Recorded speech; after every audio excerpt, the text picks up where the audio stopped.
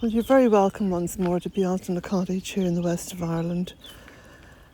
And this is a very essentially energetic time because we're coming up towards the ancient festival of Bealtaine.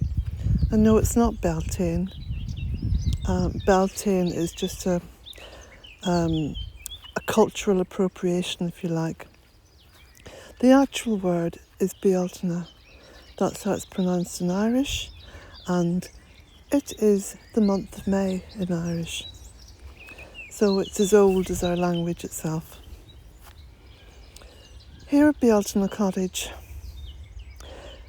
there's such an energy coming off the land that it is impossible to ignore it, or to ignore the very deep and meaningful connection that we have with Mother Earth.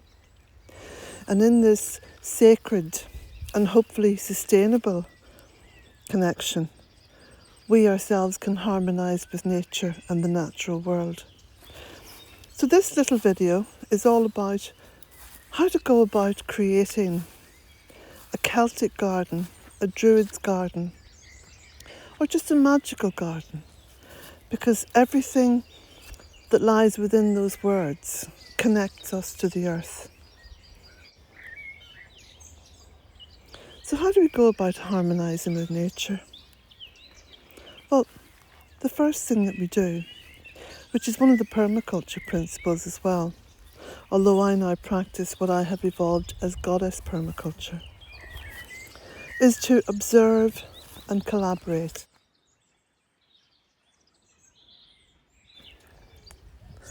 So the first thing that I think of when I look at gardens and I look at other people's gardens is the nature within the garden. What is allowed to flourish and what is stopped from flourishing. And I think within that context I've got to say that your garden is not an outdoor room. And by that I mean it's not an extension of your home. It is a beautiful, completely separate, sacred, energetic environment. And what matters are the insects, the amphibians, the small mammals, seeds, wind, rain, all the aspects of nature which many seek to exclude, even slugs and worms. Because the garden is a space we share with nature.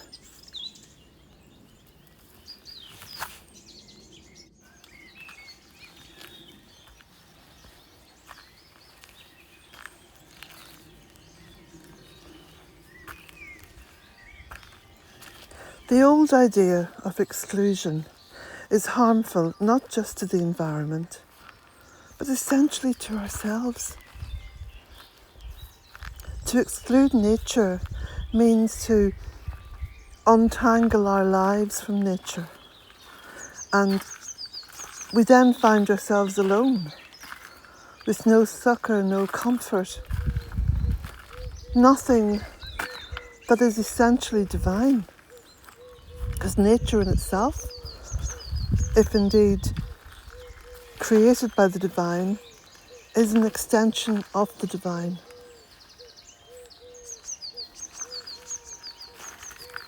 Does this mean that we do nothing and let it go to waste? Does this mean that we allow it to be messy with stuff and overgrowth? No. We exist, I believe, we exist in a relationship with nature. We cohabit the earth. And you know, when you're in a relationship of any kind, there is not necessarily a hierarchy, because relationships don't work well with that. But there is a semblance of balance. And it's very important that we balance ourselves within nature, and we help nature in all ways to balance herself against what can only be described as the fury of humankind in its attempt to dominate and control.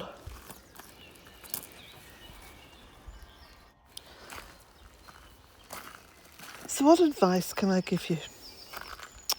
Well, believe it or not, it's very simple advice. It's intuitive. It's where you reconnect. It's where you begin to trust your instincts and to understand how the environment works. Where you say little and think lots, and more importantly, you absorb the energy of nature. You listen to her. She will show you what to do. She will tell you what to do. So we observe and collaborate. And that just means walking, making paths, listening, thinking. We speak aloud our intentions. This is incredibly important. You think that as you're walking around, that there is nothing else there, that's just you. Well, to be perfectly practical, you can just listen and know that you're not alone. That's to begin with.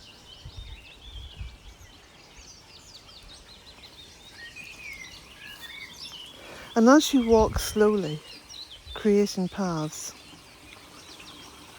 you're beginning to see sacred spaces, not outdoor rooms.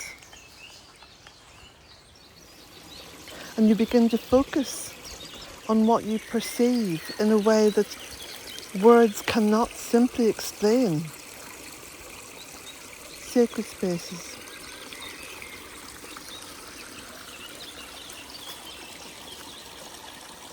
You see the wild edges where plants have come up on their own, just from nowhere apparently.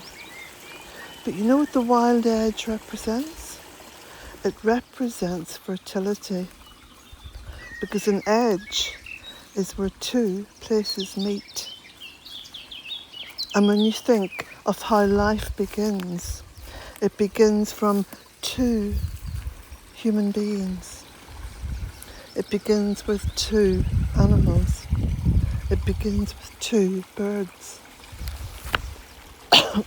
Wherever you look, it's about two. It's about coming together, and that fertile edge is massively important.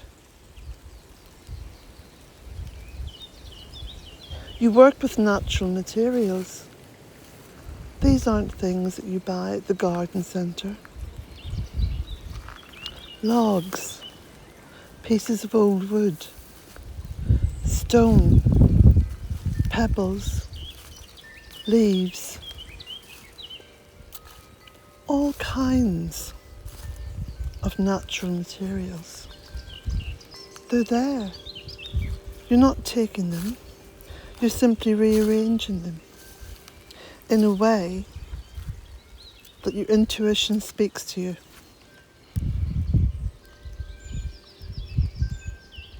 Organic. Why would you bring chemicals down upon Mother Earth?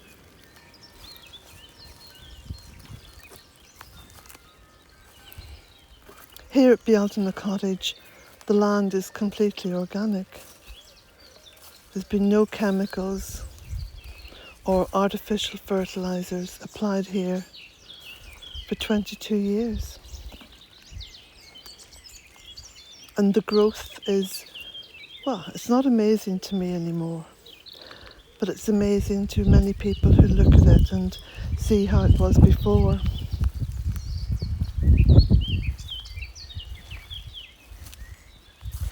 Seasonal celebrations.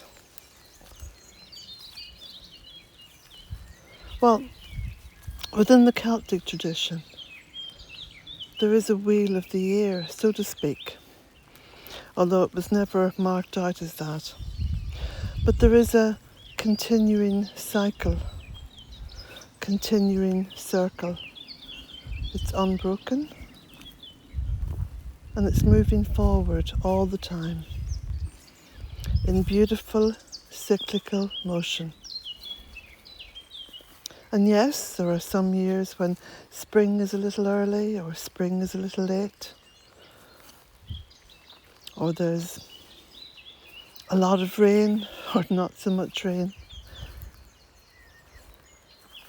where there is sometimes a bit of a drought. All these things are natural.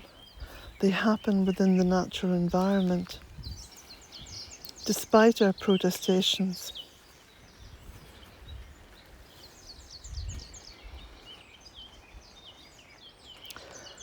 There's herbs. The importance of herbs. Herbs are a beautiful way of Mother Earth providing for us, providing for our needs. And they're more common and more abundant than what you'd ever think. And it's only when you start to look at plants and ask what they are,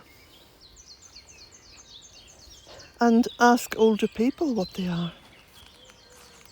Because a lot of our knowledge, a lot of our understanding of nature is being eroded, and I believe deliberately eroded.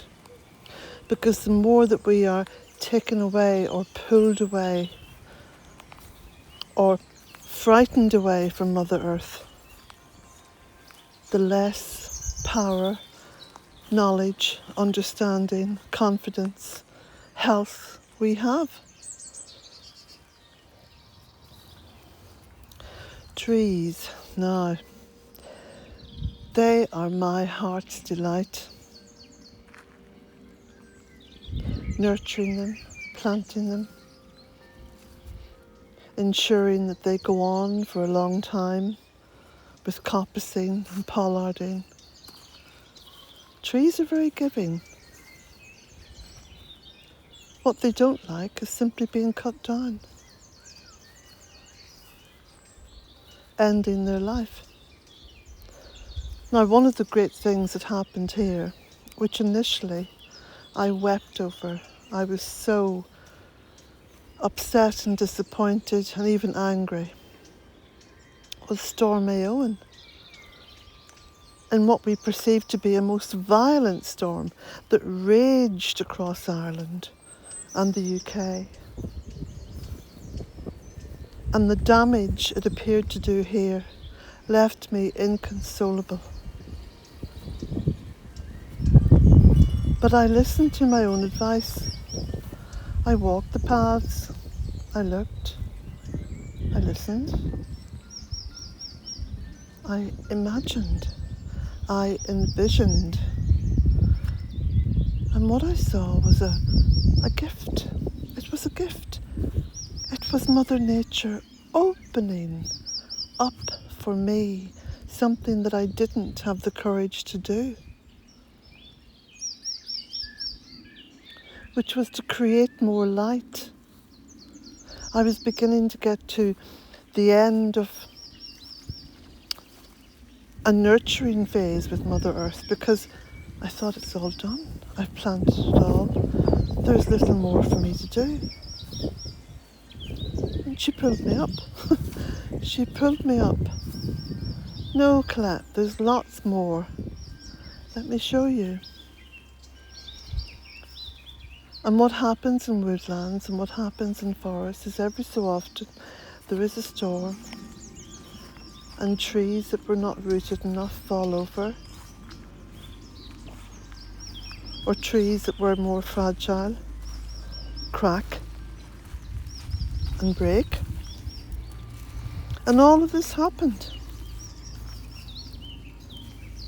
And if you look back on videos that I made before Storm Éowyn, you will see what was here, and you look now, today, and you see what is here.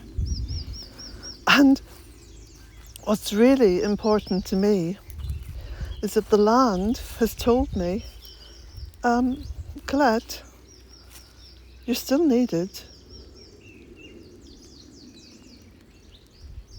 And that's been wonderful. And where there is constant interaction with gardens and woodlands, there is a sense of meaning. A sense of meaning that brings to us. And it gives us wonderful power and confidence and joy. And the last thing I wanted to mention was simply habitat. We think of all of creation. We ensure that we provide for as much of that creation as we possibly can. So habitat piles have been stacked here over the years. And wherever I look, there appears to be birds nesting in them. And that brings me joy. And it brings the life here joy. And so we come full circle to what is a Celtic garden, because this is where I live. It's a Druid's garden, because this is how I live. And it's a joyful garden and woodland, because that brings me hope for the future and what I pass on when I pass on.